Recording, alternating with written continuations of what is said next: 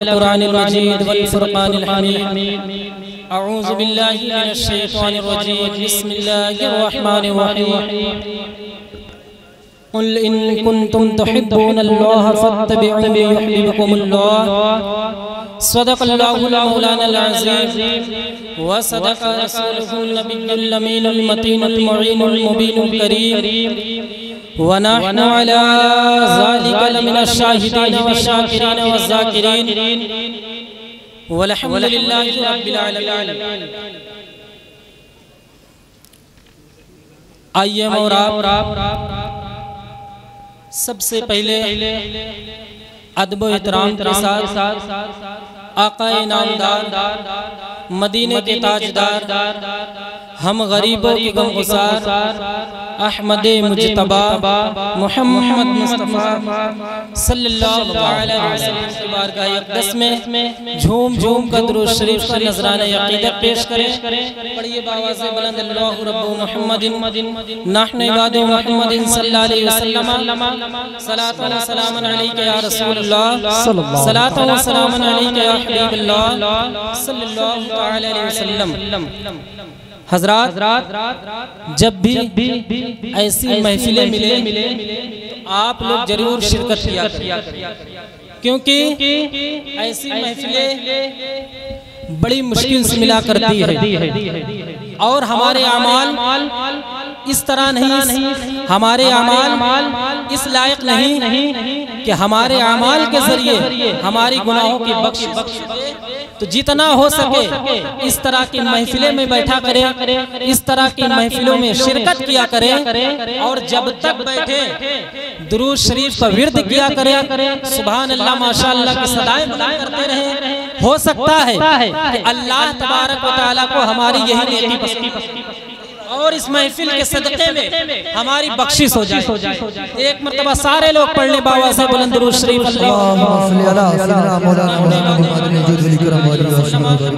सलातो व सलामुन अलैका या रसूलल्लाह, सलातो व सलामुन अलैका या हबीबल्लाह सल्लल्लाहु अलैहि वसल्लम।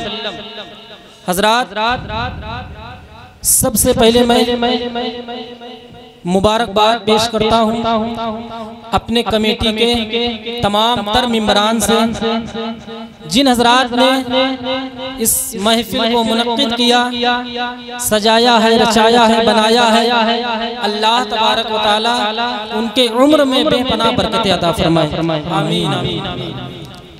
हजरात, खुतबे मसनूना के बाद मैंने जिस आयत मुक़द्दसा की तिलावत करने का शर्फ हासिल किया, अल्लाह तबारक व तआला कुरान मजीद में इरशाद फरमाता है, कुल इन कुंतुम तुहिब्बूनल्लाह फत्तबिऊनी युहब्बुकुमुल्लाह। ऐ महबूब, लोगों से कह दो अगर तुम मुझको अपनाना चाहते हो, मुझको दोस्त बनाना चाहते हो, तो सबसे पहले मुझसे मोहब्बत करो, अल्लाह तुमको दोस्त रखेगा।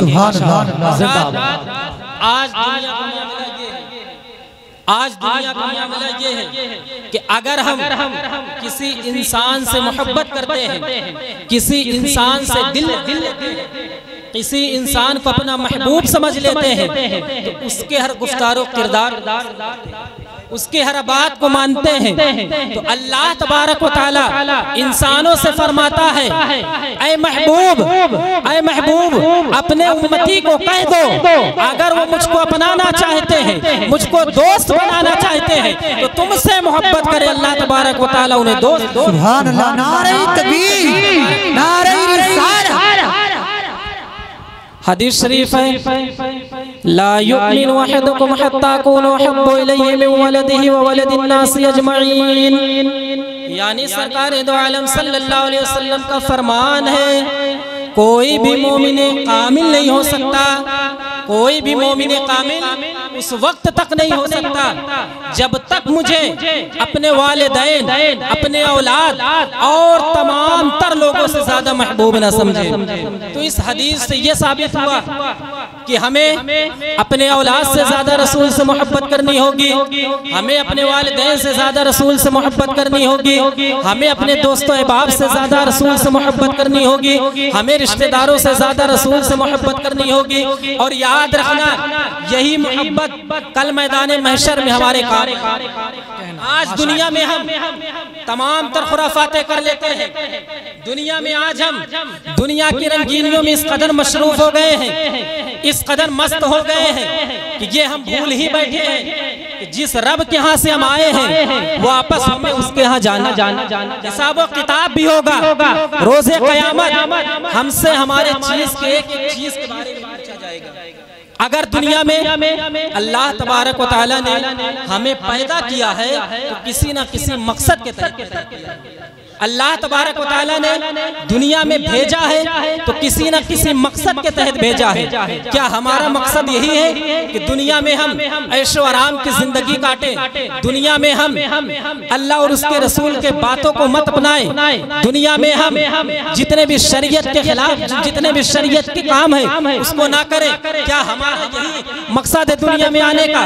लेकिन याद रखना मेरे मिल्लत के नौजवानों, अल्लाह तबारक व तआला ने अगर हमें दुनिया में भेजा है, अल्लाह तबारक व तआला ने अगर हमें दुनिया में पैदा किया है तो किसी ना किसी मकसद के तहत पैदा किया है। और याद रखना, आज अगर हम दुनिया में जैसा ये समझ लीजिए कि दुनिया हमारे लिए एक इम्तिहान गाह है और मैदान महशर में उस इम्तिहान का हमारे सामने रिजल्ट पेश होगा, लेकिन जब हम उसी में फेल हो जाएंगे।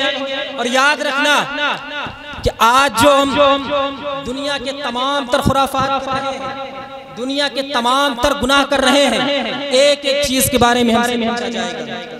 हदीस शरीफ है, हज़रत अनस रज़ियल्लाहु तआला अन्हु से मरवी है, एक शख्स बारगाहे नबवी में हाजिर हुआ और अर्ज करता है, या रसूलुल्लाह अलैहिस्सलाम क़यामत कब आएगी? या रसूलुल्लाह अलैहिस्सलाम क़यामत कब आएगी? आपने अर्ज किया, तुमने क़यामत की क्या तैयारी की? तुमने क़यामत की क्या तैयारियां की है? भाई किसी चीज की तैयारी होती है। अब इतना बड़ा जलसा हम कर रहे हैं तो बगैर तैयारी के नहीं हुआ। 2 दिन 3 दिन पहले से इसकी तैयारी में लगे हुए हैं। अगर हमारे यहाँ शादी ब्याह का मौका है तो हम उस शादी ब्याह के लिए उसकी तैयारी के लिए 2 दिन से पहले या 1 महीने पहले से जाते हैं। तो अल्लाह के हबीब सल्लल्लाहु अलैहि वसल्लम इरशाद फरमाते हैं कि तुमने क़यामत की क्या तैयारियां की है? तो वो शख्स कहता है, या रसूलल्लाह अलैहिस्सलाम मैंने ज्यादा इबादतें नहीं की, या रसूलल्लाह अलैहिस्सलाम मैंने ज्यादा नमाजें नहीं पढ़ी है, या रसूलल्लाह अलैहिस्सलाम मैंने ज्यादा कुरान की तिलावतें नहीं की है। गोया कि मैंने दुनिया में कोई भी नेक काम किया ही नहीं, लेकिन हाँ मेरे दिल में अल्लाह और उसके रसूल की मोहब्बत हर चीज से पहले है। मेरे दिल में अल्लाह और उसके रसूल की मोहब्बत का चिराग हर चीज से पहले रोशन है। इतना सुनना था कि हमारे नबी फरमाते हैं, अगर ऐसा है तो तुम मेरे साथ जन्नत में रहोगे। इसी को सरकार आला हजरत फरमाते हैं कि मोहम्मद से वफा तूने तो हम तेरे हैं, कि मोहम्मद से वफा तूने तो हम तेरे हैं। ये जहाँ चीज क्या लहो कलम, ये जहाँ चीज क्या लहो कलम तेरे हैं हजरात। लेकिन आज कुछ लोग माज़अल्लाह हमारे नबी को क्या कहते हैं कि मर के मिट्टी में मिल गए। माज़अल्लाह वाकया में सुनाता हूँ आपको, इससे अंदाजा लगाइए कौन कहता है नबी मुर्दा है, कौन कहता है नबी जिंदा है। सुल्तान नूरुद्दीन जंगी का दौर है, समाज फरमाए नबी जिंदा है। सुल्तान नूरुद्दीन जंगी का दौर है, मदीने तैयबा में नबी की मज़ार है। 2 ईसाइयों को तैयार किया गया, ईसाई कौम ने तैयार करके भेजा कि एक काम करो, मुसलमानों का मरकज नबी का रोजा है, मुसलमानों की अकीदत मुस्तफ़ा से है, मुसलमानों की मोहब्बत मुस्तफ़ा से है। मदीने शरीफ में जाते हैं, नबी के कब्र पे जाते हैं, नबी के रोजे पे जाते हैं, सलातो सलाम पढ़ते थे, इनकी बैटरी चार्ज हो जाती है। एक काम करो, बहुत दूर से जमीन में एक सुरंग बनाओ और सुरंग बनाने के बाद वो सुरंग नबी के कब्र तक ले जाओ, नबी के रोज़े तक ले जाओ और नबी की जो बॉडी है, नबी का जो जिस्म है उसे निकाल लाओ, चुरा लाओ और चुराने के बाद किसी दूसरी जगह मुंतकिल कर दो और फिर नबी की कब्र खाली हो जाएगी। फिर हम दावा करेंगे तुम्हारे नबी माज़अल्लाह मर के मिट्टी में मिल गए, तुम्हारे नबी खाक हो गए, अगर है तो खोल कर दिखाओ। और जब मुसलमान खोल कर दिखाएंगे कुछ ना होगा, अकीदत मजरूह हो जाएगी, ईमान से हाथ धो बैठेंगे। बड़ी बात कह दी। अच्छा एक बात बताओ, यकीन ईसाइयों को भी था कि नबी कब्र में हैं, इसलिए यकीन इसलिए था। अगर यकीन ना होता तो सुरंग नबी की बॉडी नबी के उन्हें पता था कब्र में है, पहले निकाल लो, बाद कम से कम ईसाई था, उन्हें मालूम था नबी कब्र में है, इसलिए पहले निकाल लिया जाए, बाद में दावा किया जाए। और आज तो बिना चुराए दावा कर रहा है, माज़अल्लाह मर के। ईसाइयों ने कहा जो ये काम करेगा उसे सोने और चांदी में लाद दिया जाएगा, उसकी नस्लों को माला माल कर दिया जाएगा। दो ईसाई मौलवी खड़े हुए, कहा हम करेंगे। कहा कैसे करोगे? कहा इबादत का चोला ओढ़ कर जाएंगे, नमाजों का चोला ओढ़ कर जाएंगे, तिलावते कुरान का चोला ओढ़ कर जाएंगे, रोजे का चोला ओढ़ कर जाएंगे, तस्बीह मुसल्ला लेकर जाएंगे, लोग हमारी जाल में फंस जाएंगे और दूर से सुरंग बनाएंगे। वो सुरंग नबी के कब्र तक ले जाएंगे, नबी के रोजे तक ले जाएंगे और नबी की जो बॉडी है, नबी का जो जिस्म है, उसे निकाल लेंगे। फिर बन के फानूस जिसकी हिफाजत हवा करे, वो शमा क्या बुझे जिसे रोशन खुदा करे, वो शमा क्या बुझे जिसे रोशन खुदा करे। मदीने के जंगल में उन्होंने अपना खेमा डाला, मदीने के जंगल में उन्होंने अपना डेरा डाला और वहीं से खुदाई शुरू कर दी। मस्जिद नबवी की जानिब खुदाई करते गए।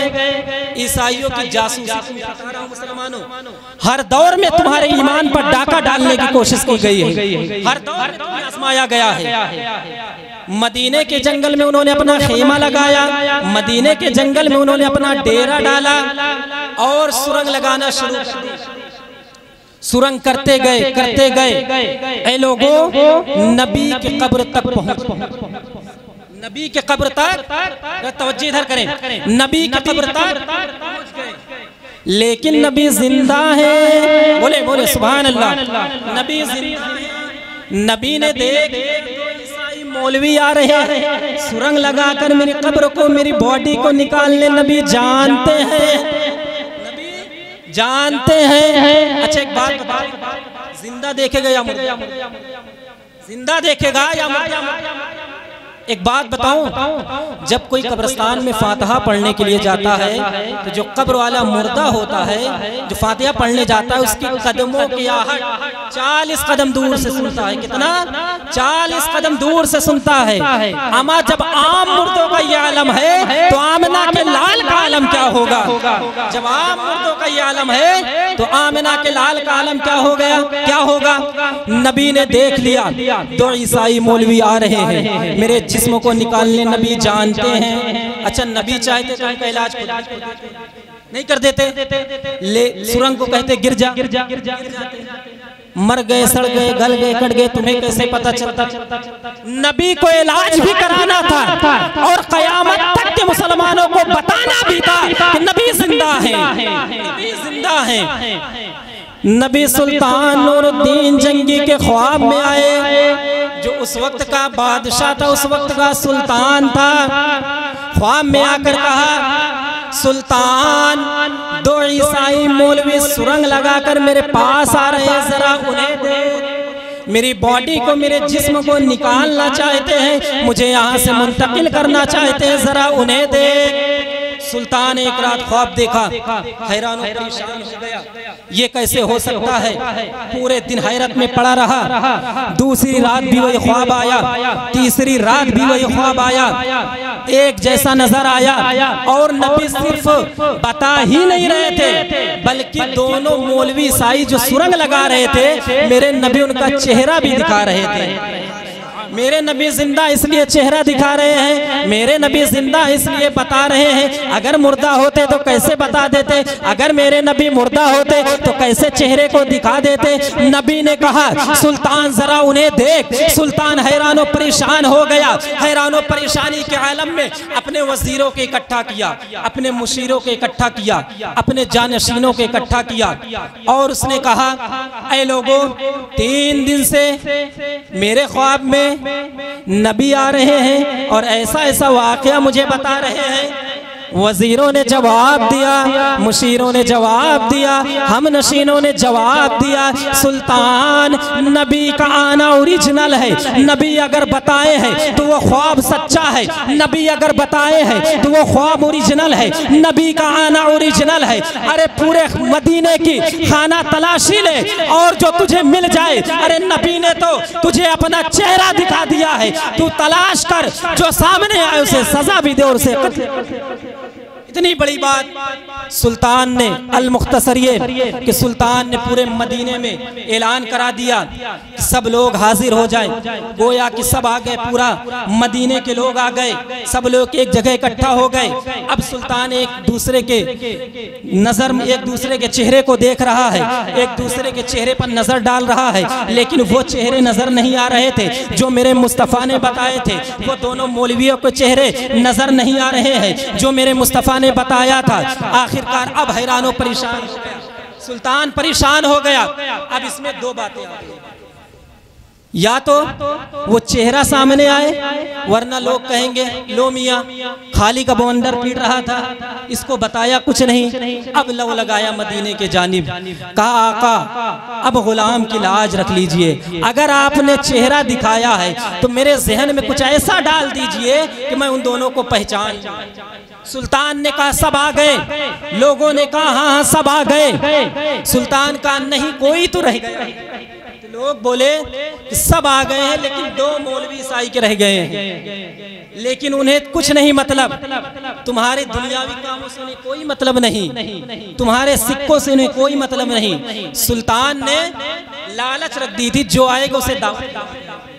तो उन्होंने कहा वो तो लोगों को फ्री में दीन दे रहे हैं, लोगों को फ्री में दीन बता रहे हैं, तुम्हारे सिक्कों से उन्हें कोई मतलब नहीं, तुम्हारे पैसों से उन्हें कोई मतलब नहीं, वो तो अल्लाह अल्लाह वाले हैं, दिन रात अल्लाह ही अल्लाह करते रहते हैं।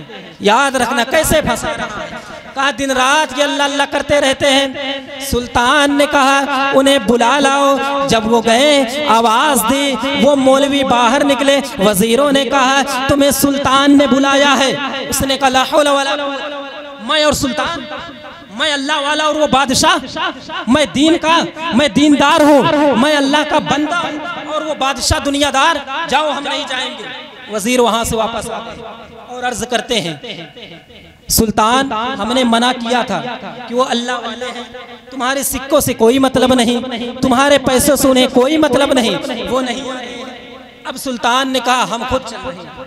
यार जिसके ख्वाब में नबी, वो इन मौलवियों की क्या औकात। सुल्तान जाता है, जाने के बाद खेमे के बाहर आवाज देता है, वो दोनों मौलवी निकलते हैं। जब सुल्तान की नजर वो दोनों ईसाइयों के मौलवियों पर पड़ती है तो हैरान परेशान हो जाता है और कहता है लोगों तुम जिसके रोजे पर धोखा खा गए, तुम इनके नमाजों पर धोखा खा गए, तुम इनके तिलावत कुरान पर धोखा खा गए। अरे यही वो दो मौलवी है जिसके चेहरे मेरे नबी ने ख्वाब में बताया, यही वो दो मौलवी है जिसका चेहरा मेरे नबी ने ख्वाब में बताया है। अल मुख्तसर ये कि सुल्तान ने उन दोनों को कत्ल कर डाला, उनको तख्तेदार पर चढ़ा दिया।